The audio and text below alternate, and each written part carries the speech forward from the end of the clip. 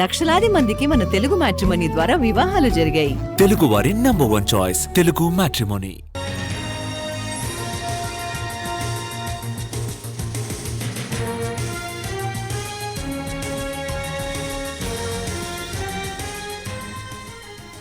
సత్యసాయి జిల్లా ధర్మవరంలో ఉగ్రవాదుల కదలికలు కలకలం రేపుతున్నాయి. ఓ హోటల్లో పనిచేస్తున్న నూర్ అనే వ్యక్తిని ఎన్ఐఏ అధికారులు అదుపులోకి తీసుకున్నారు. ధర్మవరం కోట ఏరియాలో ఉంటున్న నూర్కు ఉగ్రవాదులతో సంబంధాలున్నట్టు అనుమానిస్తున్నారు. నూర్ ఇంట్లో ఎన్ఐఏ సోదాలు నిర్వహించగా 16 సిమ్ కార్డులు లభించాయి. వాటిని అధికారులు స్వాధీనం చేసుకున్నారు. ఉగ్రవాదులతో నూర్కున్న సంబంధాలపై ఆరా తీస్తున్న ఎన్ఐఏ సోషల్ మీడియా పోస్టింగ్స్ పైన దృష్టి పెట్టింది.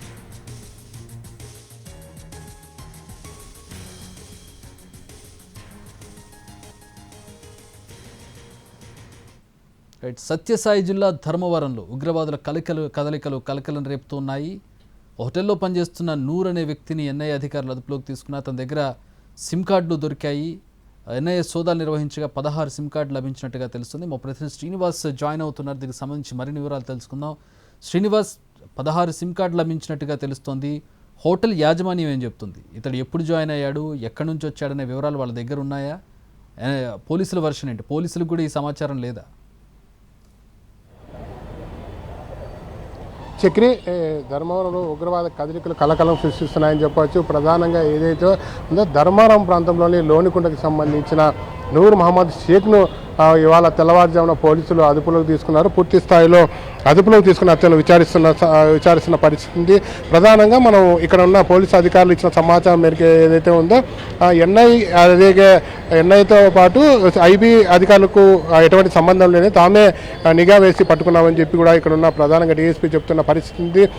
నూర్ మహమ్మద్ గత కొన్ని రోజులుగా ఇతను కలగదుకుల పైన అనుమానాస్పదంగా ఉండడంతో ఇవాళ తెల్లవారుజామున అతన్ని అదుపులో తీసుకొని విచారించామని, ఇతను దాదాపుగా నిషేధిత ఉగ్రవాద సంస్థలైన 5 వాట్సాప్ గ్రూపుల్లో సభ్యుడిగా ఉన్నట్లు తెలుస్తుంది. దీనికి సంబంధించి పూర్తి స్థాయిలో అది విశ్లేషించే పనిలో కూడా నిమగ్నమయ్యారు చక్రి. ప్రధానంగా ఇతని వద్ద 2 సిమ్లు స్వాధీనం చేసుకున్నట్లు పోలీసులు మీడియాతో కూడా వెల్లడించడం జరిగింది. అతని కదలికల ఆధారంగా తాము అదుపులోకి తీసుకున్నామని చెప్తున్నారు.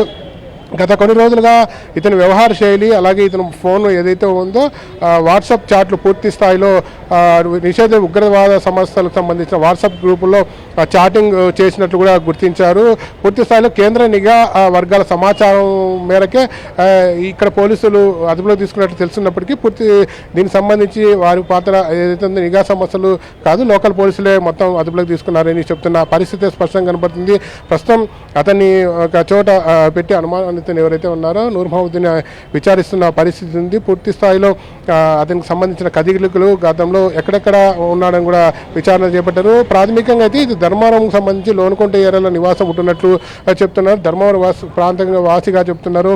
స్థానికంగా ఉన్న ఒక హోటల్లో ఇతను పనిచేస్తున్నట్లు గుర్తించారు. అయితే ఈ నిషేధ ఉగ్రవాద సమస్యల సంబంధించిన వాట్సాప్ గ్రూపులో ఎందుకు ఇతను సభ్యుడిగా ఉన్నాడు, అతన్ని ఎలా ఉగ్రవాద సమస్యలు ఇతను ఎలా ట్రాప్ చేశాయని కోణంలో కూడా పోలీసులు పూర్తి స్థాయిలో విచారణ చేస్తున్న పరిస్థితి. ప్రస్తుతం మనం ఇక్కడ గమనించాల్సింది అయితే ధర్మవరం సంబంధించి మంత్రి ఎవరైతే ఉన్నారో బీజేపీకి సంబంధించిన మంత్రి సత్యకుమార్ ఈ ప్రాతినిధ్యం వహిస్తున్న ఏరియా ధర్మవరం కావడం ఒక సంచలనం కూడా రేగిచ్చిందని చెప్పవచ్చు. ప్రధానంగా గత కొన్ని రోజులుగా ఏదైతే ఉందో రాయచోటి తర్వాత ధర్మవరంలో ఉగ్రవాద సంబంధించిన లింకులు బయటపడ్డ ఒక రాయలసీమ వ్యాప్తంగా కలకలం సృష్టిస్తుంది. ఎందుకంటే రాయచోటిలో కూడా ఉగ్రవాద లింకులు బయటపడ్డాయి. ప్రస్తుతం ధర్మవరం లాంటి ప్రాంతాల్లో కూడా ఉగ్రవాద లింకులు బయటపడడంతో పోలీసులు అప్రమత్తమైన పరిస్థితి ఉంది. రాయలసీమ వ్యాప్తంగా ఏదైతుందో రాయలసీమ వ్యాప్తంగా పోలీసులు కూడా పూర్తి స్థాయిలో విచారణ చేపట్టారు. ఎక్కడెక్కడ వీరికి సంబంధించి ఇంకా ఎవరైనా ఉన్నారన్న కోణంలో కూడా పూర్తి స్థాయిలో దర్యాప్తు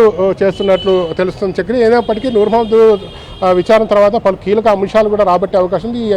ఈ కీలక విచారణ తర్వాత ఇంకా ఎవరి పేర్లు బయటకు వస్తాయని కూడా పోలీసులు చెప్తామని చెప్తున్న పరిస్థితి. ప్రస్తుతానికైతే నూర్ మహమ్మద్ని విచారణ చేస్తున్నామని చెప్పి పోలీసులు చెప్తున్నారు Chakri. Thanks for the updates Srinivas.